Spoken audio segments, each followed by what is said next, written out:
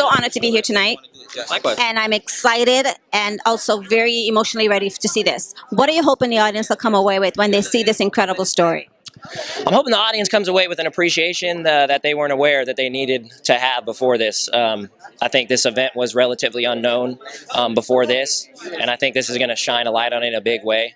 And I think it will bring that appreciation I'm speaking of to the civilian community, because it's known in the military community, but it's going to be nice for everybody else to kind of have that same thankfulness and appreciation for it. You guys are playing a lot of the guys that are alive. I mean, you're playing these. What did you learn about yourself playing him? I mean, how did you connect? These are real people. This is a real deal. This really happened. So the weight is heavy to do justice, so to say, and to make these people proud. So I met a lot of the Eric Berkwin. I met a lot of the military families of the fallen soldiers. Unfortunately, I didn't get to meet my character in person, but chatting with Miko, chatting with Martha Raditz, they did a good job in introducing me to him as best as I could without actually meeting him in person. And when he sees it, Mr. Randazzo, I hope I make you proud. What did you learn about yourself playing him and doing this project? What did you come away with? Not having that military background, you realize the sacrifice. This show does a really good job of telling the story of the families at home. We all see the movies, we all see the shows where the spotlight is on the soldier, there in the trenches, not so much on the family back at home. And I think that this show does a phenomenal job of showing that to the people. So, well, before you leave the carpet, social media. I'm sorry, say that again. Social media. Instagram. Yes, you can find me on Instagram, Cinematic Mike. All right, I'm going to keep following you and see what you're doing. Sounds good. Pleasure to meet you. Nice to meet you too. Thank you for your time. Okay, Redmond Ramos. Redmond, I can't wait to see this series, and I know it's so impactful. What are you hoping that the audience will come away with when they see this series?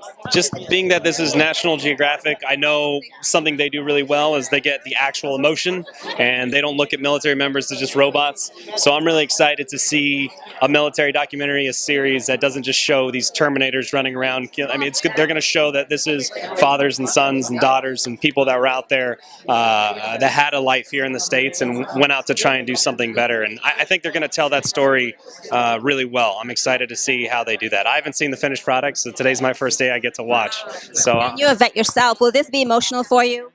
I don't think it's going to be emotional. It is, maybe.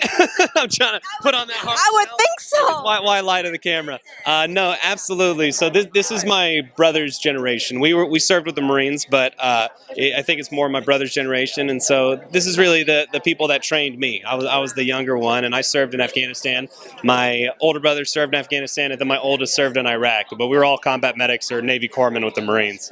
So I'm really excited to be able to see how the story is told. Well, I'm just honored to be here and meet guys like yourself, and thank you for your service. How do we find you on social media? Is there a we can follow you, or do you have any of that stuff? It's either Redmond Ramos, or you can go Doc Peg Leg Red is my handle. So Doc like doctor, Peg Leg, because I have a peg leg, and Red is my name. All right. I'll follow you, and thank you so much for chatting with us. Thank you. And what character are you playing? I play Specialist Israel Garza, who was on the rescue team when the platoon got pinned down on April 4th. He got sent in along with the other guys for they're doing a group shot.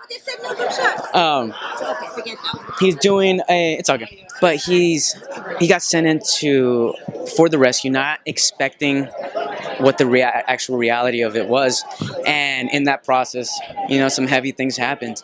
So I read the story, I read the book, and I was just like floored. It's so intense. If you get a chance to read the book, it's a page, and you're just like, and your heart is just ripped out of you, and you're just like, oh my god. So I auditioned for it, and I got offered the role, and I was so nervous, to tell you the truth. Like, you know what I mean? Because this guy's still alive, right?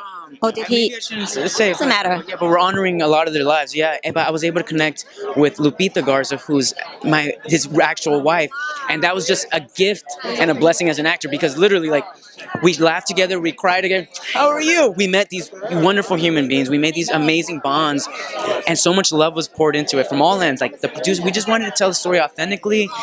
And what did you learn about yourself? What did you come away with? I learned that, so funny. As an actor, sometimes I get nervous, and I'm like, oh, because you doubt your own abilities to really just.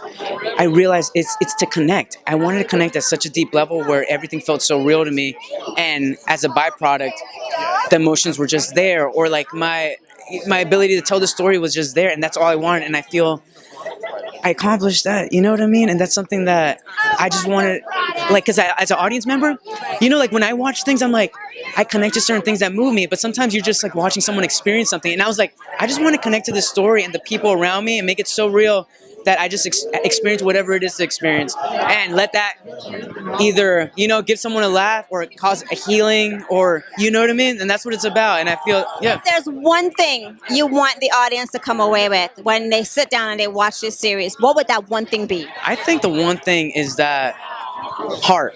There's a lot of heart that was put into it. And I feel people will take away just heart, and also putting a face and a heart to these families and these soldiers that sometimes we have a certain image, and we see images on TV, on the news, we hear numbers, and it doesn't. But the beauty of art and storytelling is that we get to put a face and a heart to it, and we get to connect to them. And when you connect to somebody, we go, I get you, I understand you, I understand your struggle. Okay, I'm on your side. Hey, we're the same. And you know what I mean? And I think that's beautiful. And that's the power of film and the television, of writing and of storytelling, you know? And it's Nat Geo, and everything on Nat Geo is just fabulous. I completely agree. Yes. So social media, before you leave the carpet, how do fans stay in touch and follow you? Social media, I am Jorge Diaz. At I am Jorge Diaz on like Facebook, on Twitter, on Instagram, at IAMJORGEDIAZ. Yeah. Wow, Dave and Clay, I am just really honored to meet you guys. So share with our audience, how are you involved in this project? My participation has just really been somewhat limited, but being near Fort Hood and being part of that just helped be part of the wrap-up party. And if any questions have been asked about it, I guess technically I've been able to answer those.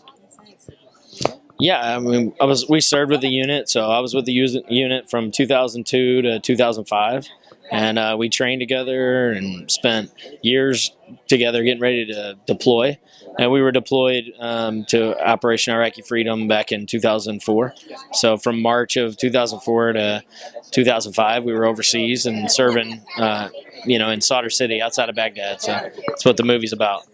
I just really don't have any words other than them. What are you hoping that when people view this miniseries, what do you want us to come away with? I think it's just looking at, it's not just a struggle being deployed. I think you got to look at the struggle on the home front and what this does to families. And to be able to express that, and the way that Martha's done that with the book, and then the way Miko's done it with the miniseries, I think it just really has done an amazing job of that, because it's not just sacrifice by the soldiers, it's sacrifice by families and whole. Yeah, I mean, we're honoring the memory of what the unit did, and the lives that ultimately, some of our soldiers that didn't come home, what they were willing to do for each other that day. What all of us did as a unit was, really just showed our brotherhood and our relationships for each other. And ultimately, we did lose 8 great guys that day, and this story honors them. It honors what the unit did and the relationships that we had, but it really is a chance for us to share their story. As ultimately, they gave the ultimate sacrifice that day. What is the one thing you can share about what you've learned about yourself going through this experience? The miniseries experience, or just Your experience, your combat experience. What did you learn about yourself? What did you think that you came away with? I know it's a loaded question, and there's so many areas you could talk about, but the one thing that impacts you, that you felt that you've come away with, what would that be? For myself, I think I've been able to see how far I've been able to push myself. From April 4th to several days later, I didn't sleep for over 60 hours. And for me, that was something that I did not expect, when we took over the transfer of authority. But I found out that I could push myself both mentally and physically beyond what I thought before. Yeah, definitely learn that the training and the work that you put in when you need to execute, when you need to get things done as a unit or as an individual, as a team, we were able to do that. And I think that has carried on in my life. It was 13 years ago, but still to this day, I believe in, preparing yourself and training and believing in, what you've worked at to accomplish, that you can get it done. And, that goes all the way up and down with the situation that we were in and the time that we spent. So. Well, I can only say I'm very honored to have met you. And again, we can only appreciate the service that you've brought for the country. And we do really appreciate you. Thank you so much for keeping us safe. Enjoy the series. Thank you. Yeah. Well.